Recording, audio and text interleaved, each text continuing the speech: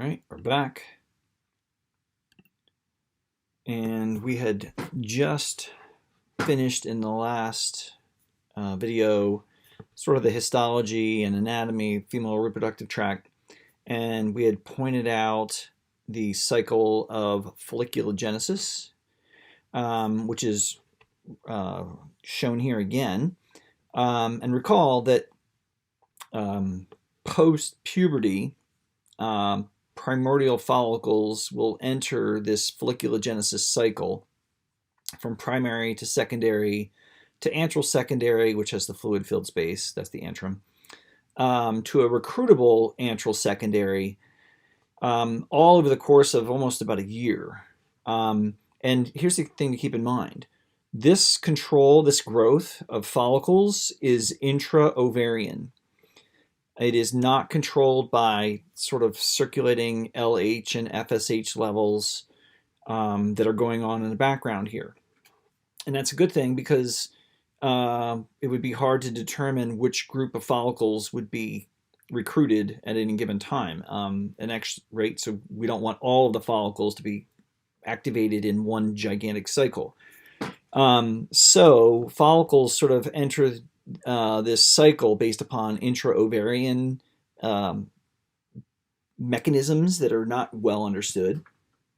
And when they are, then a group reaches this sort of large secondary antral follicle. Then they're what are called recruitable antral follicles. And that is where, in about 20 per ovarian cycle, will enter what's referred to as the ovarian cycle, but they'll enter it at the follicular phase right here. So here's day 0 of the follicular phase. So day 0 is actually day 341, if you will, of folliculogenesis.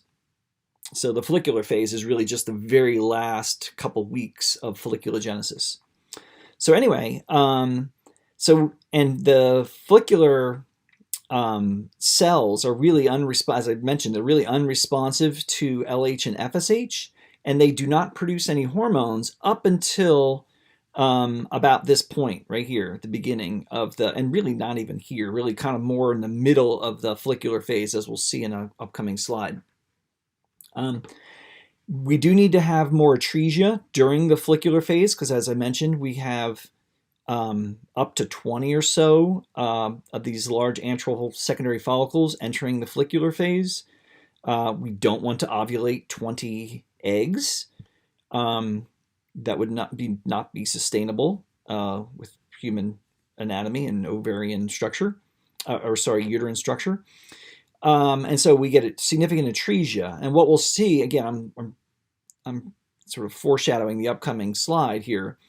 But what we'll see is that this atresia occurs in follicles that are least sensitive to FSH. Because as I said, again, this is where FSH starts to play a role. In other words, they become FSH sensitive at this point, which is going to stimulate, as we'll see in the next slide, the production of the reproductive hormones of the follicle, largely estrogen, but also this hormone called inhibin B. And they're going to tend to feedback negatively, which sounds opposite of what you would expect, on the FSH secretion, right? You'd think, well, we need FSH to stimulate the follicles, but then we have the follicles turning off the FSH. And the whole point there is that what we're trying to do is select for the follicle that has the highest FSH sensitivity, right? And so that, right, it's sort of like survival of the fittest or survival of the most sensitive to FSH. And what that does is it really does hone it down to typically a single Graafian or dominant follicle that becomes mature, becomes the hormone secreting structure, and becomes capable of ovulating the egg, which is about halfway through the ovarian cycle, about 14 days in. And then we're going to enter what's called the luteal phase. And the luteal phase, what's left over of the follicle, not left over really, but right, the egg is gone, right, with its corona radiata, it's gone. The other 10 million or so cells, granulosa cells and theca cells of the follicle are going to sort of shift like biosynthetic gears, if you will, to start producing significantly more progesterone.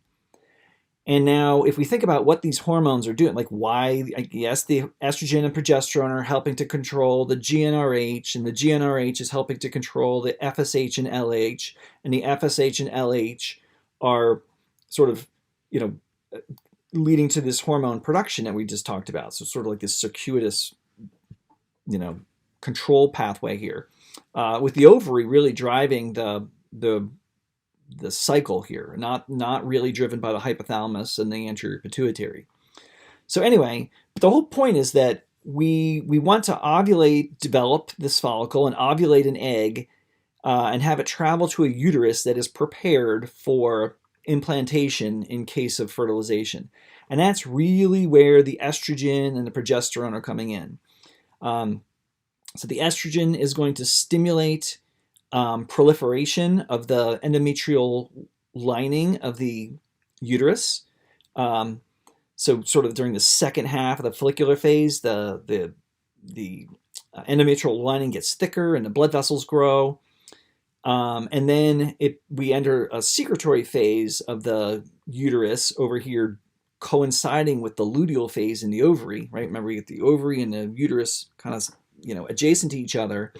And the ovarian hormones are controlling the uterine sort of growth and development, largely of this endometrial layer. So again, back up a second, right? Estrogen's sort of kicking in middle of the follicular phase, promoting regeneration of the endometrial lining, right? Growth of the cells, growth of the blood vessels. And then it's going to switch over to significantly more progesterone during the luteal phase. There's still estrogen, but significantly more progesterone. And the progesterone stimulates secretion by the uterine glands. And again, if you think about it, here comes the egg, right? It's going to take about a week to somewhere in the middle here to reach the uterus, right? And we need the uterus prepared for potential implantation. And so the uterine glands are going to produce uterine mucus that's got a high nutritional content, and the blood vessels are there from the regrowth during the late follicular phase. And essentially, the uterine hormones have prepared and coordinated the uterus to be prepared for this arriving egg, which, and again, in anticipation of it being fertilized in the uterine tube along the way, and then implantation, which would occur. Lost my cursor. There it is. Implantation would occur about a week later, right? Remember, from ovulation to implantation in the uterus takes about 7 days through that fallopian tube. Okay, so let's look at how the hormones are being produced by the wall of this follicle. Right, so here's our egg. Right, we have a highly simplified follicular structure here where we have the inner layer of granulosa cells, and this would be multiple layers, right? I've simplified and just showed you one layer. And then an outer layer of theca cells. Okay, and to go back again, remember the granulosa cells were there even in the primordial follicle. They're really called pre-granulosa cells. But post-puberty, they're cuboidal granulosa cells. At puberty, with changing hormone levels, and pituitary cycling, these granulosa cells will proliferate and become multiple layers. As they become secondary follicles, they get recruited, in batches, if you will. They're going to start to pull in cells from the cortex of the ovary to sort of adhere to the outer wall of this follicle, and these are called theca cells. And we end up with this sort of two-cell system of steroidogenesis, of hormone production. Right? Here's our egg just sitting there waiting to be, the follicle to develop around it. And if you think about it, we can match up some cell types here. So these granulosa cells are going to act like nurse cells. These are the cells that are helping maintain the oocyte. Look, they're even connected by gap junctions to help sort of coordinate function and even deliver molecules to the oocyte itself. But the granulosa cell, remember in the male, the nurse cells were called Sertoli cells, right? And so in here, they're called granulosa cells, right? The nurse cells are granulosa cells, and check it out. They are again, the nurse cells are again sensitive to FSH, right? The outside layers of cells, in males, these would have been Leydig cells. Well, in females, they're theca cells. And the theca cells are sensitive to, the same hormone, LH. And look, even the stimulated product of the theca cells is very similar to what it was in the Leydig cells of the male. It's an androgen. Now, it's not testosterone. It's an androgen called androstenedione. It's actually a precursor to testosterone. But we're going to, that molecule, that androgen hormone is going to be delivered to the granulosa cells, and under the influence of the FSH, which is going to increase the expression of an enzyme called aromatase, we're going to convert the androgen to an estrogen, right? So this is we've mentioned this hormone before. This is a really important hormone, right? Because it converts androgens to estrogens.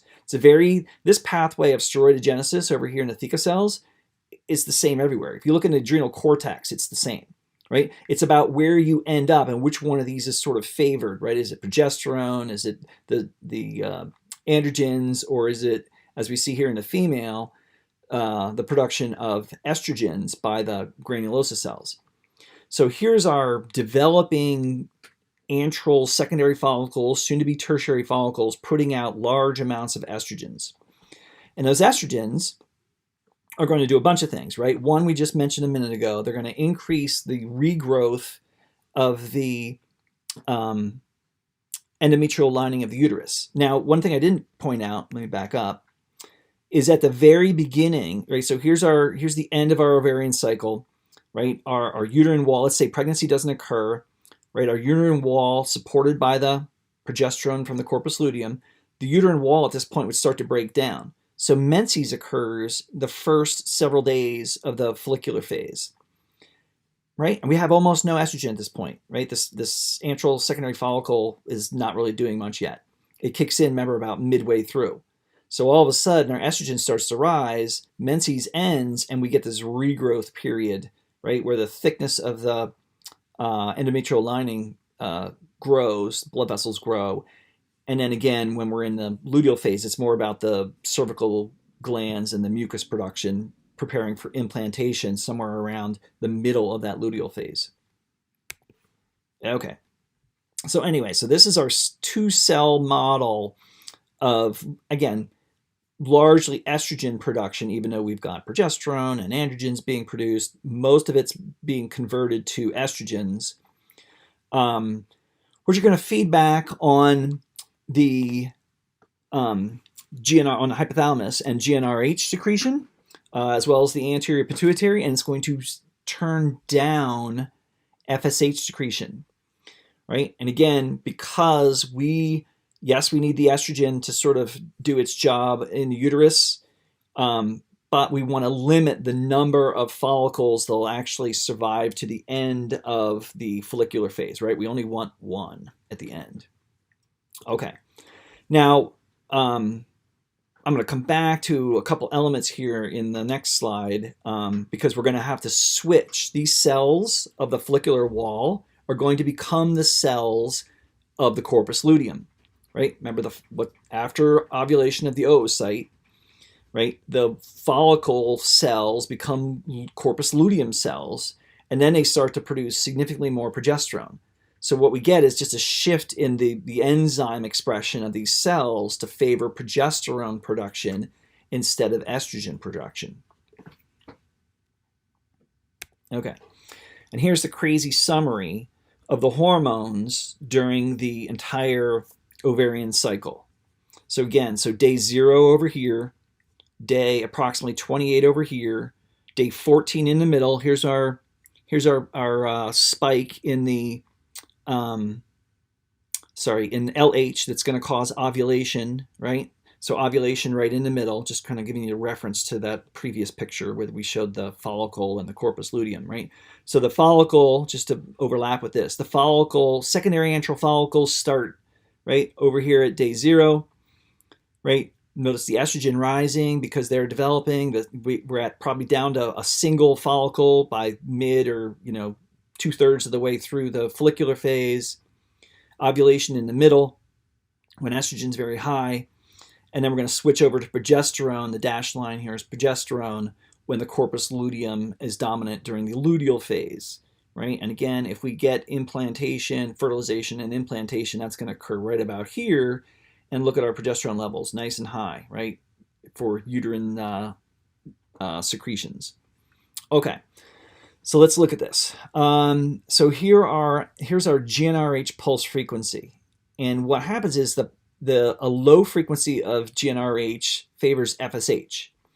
Now, it sounds like GnRH is sort of running the show here, except for the fact that as estrogen rises, right, with the production of this maturation of this follicle, that's going to feed back and sort to diminish the FSH secretion here, and we go from negative feedback. Here it is, negative feedback on FSH and LH to a degree, and it switches to positive feedback. So estrogen is sort of selecting for the single follicle by shutting off FSH, and then it switches to positive feedback, and we get this big spike in LH and to a lesser degree in FSH. And the LH spike causes that shift of the granulosa thecal cells from estrogen production to, and it takes a little while for that, the transition to occur, but switches over to largely progesterone secretion, right? And so the low FSH and LH, and again, LH has to be dominant over here because it's the one that's favoring the corpus luteum, even though that kind of got kicked off by the big spike here. That's going to keep our GnRH pulse frequency low. And then at the end, the corpus luteum only lasts from 12 to 16 days. Again, that's about the duration of the second half of the ovarian cycle here, right? The luteal phase. And as it degrades, look what happens to progesterone and estrogen. They fall, right? So number one, that means the uterine lining is going to start to fall apart, right? And break down, and menses will occur.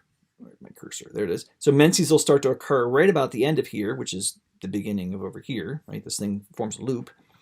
But because these are falling, that negative feedback goes down, right? Negative feedback on the GnRH pulse frequency.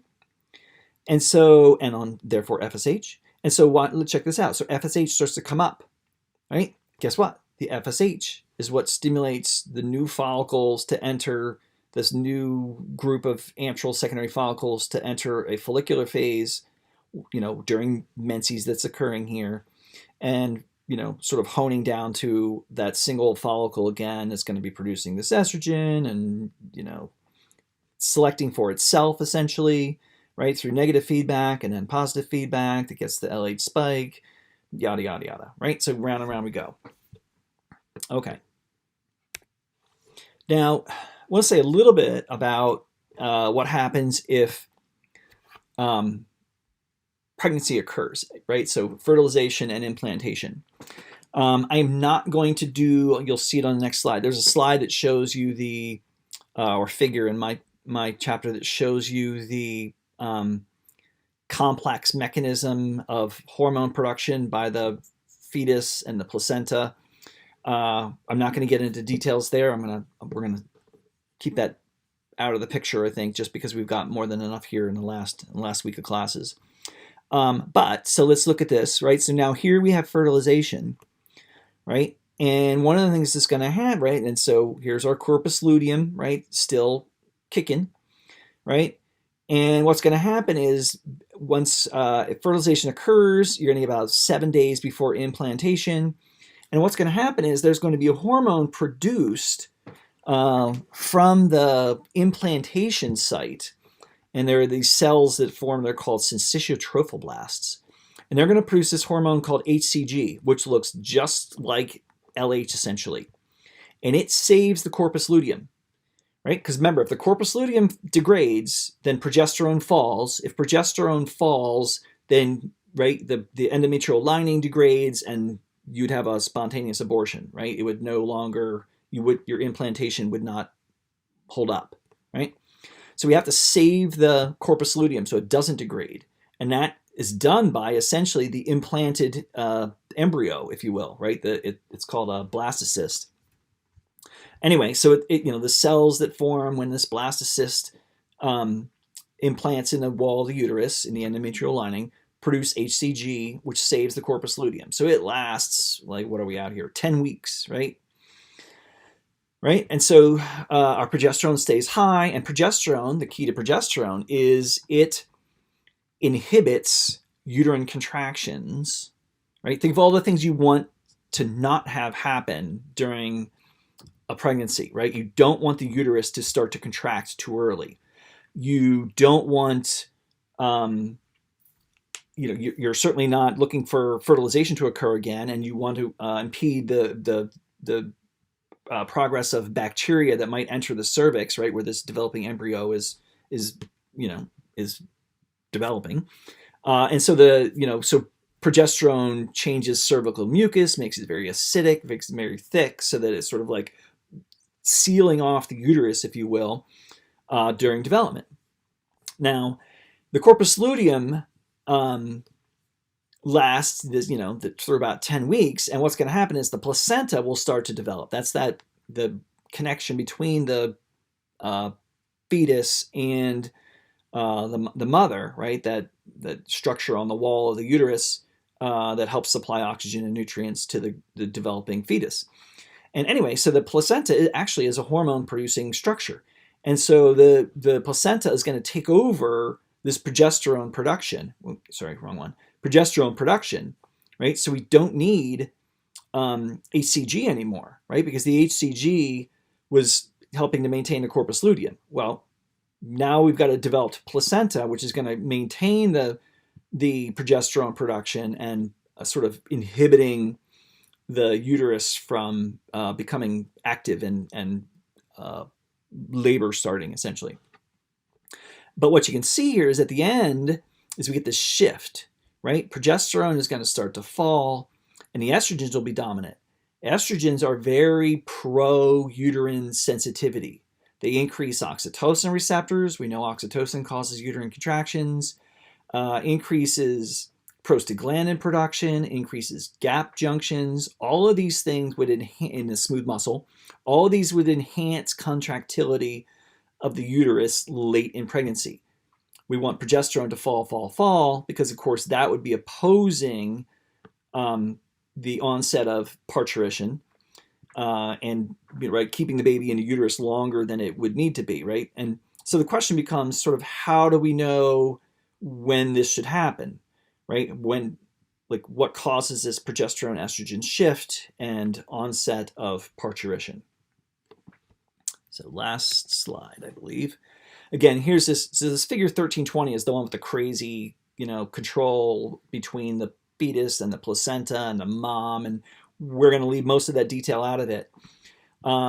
What's interesting is it's corticotropin releasing hormone, which is a weird player here until you kind of understand something about it, right? That's that hypothalamic hormone that through ACTH would stimulate cortisol.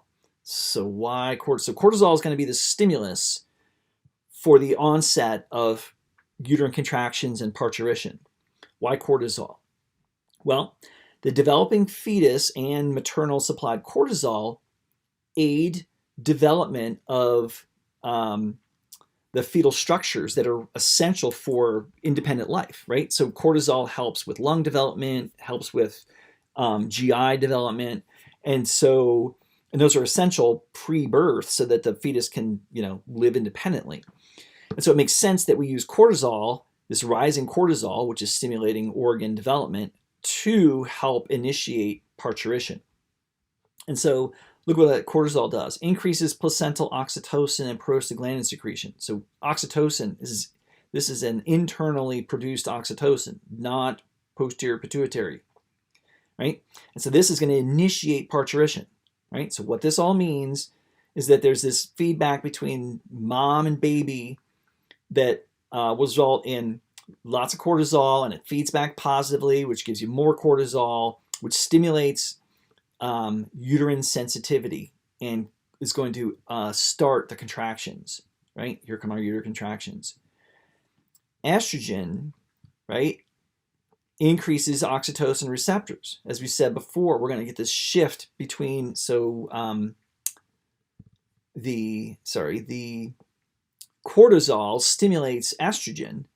So estrogen rises relative to progesterone, and we're going to get an increase in oxytocin receptors because of it. Again, increasing sensitivity of the uterus, enhancing contractions. So onset has nothing to do with uterine stretch, right? Which is the model that everyone promotes as sort of like the onset of, that's what you've learned in A&P2 probably, or Animal Phys, right? If you learned it, but that's the common misconception, is that, oh, baby gets big, and because of cervical stretch, you get an increase in maternal oxytocin, which causes uterine contractions, and off you go to, to parturition. Well, that only happens once the other systems have generated uterine contractions, which cause uterine distortion and pressure on the cervix. Remember, the bottom of the uterus is the cervix. That's going to lead to this positive feedback in mom that enhances oxytocin secretion, causing harder contractions, more cervical pressure, more oxytocin, right? More contractions. So initiates parturition from fetal development and cortisol production. Increasing sensitivity because of the rising estrogen, which was stimulated by the cortisol being produced. And then finally, mom kicks in with her oxytocin secretion once we're sort of like underway, and the uterine contractions are already occurring.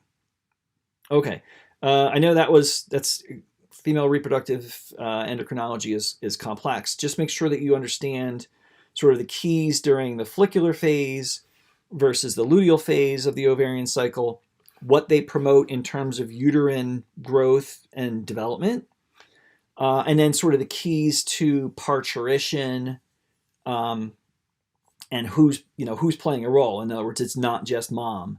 And then finally, to go back just to point it out, don't forget the role of the nurse cells, the granulosa cells, and the theca cells, again, very much like the Leydig cells responsive to LH, in producing androgens and cooperating to produce estrogens through the aromatase enzyme. And we'll quit right there.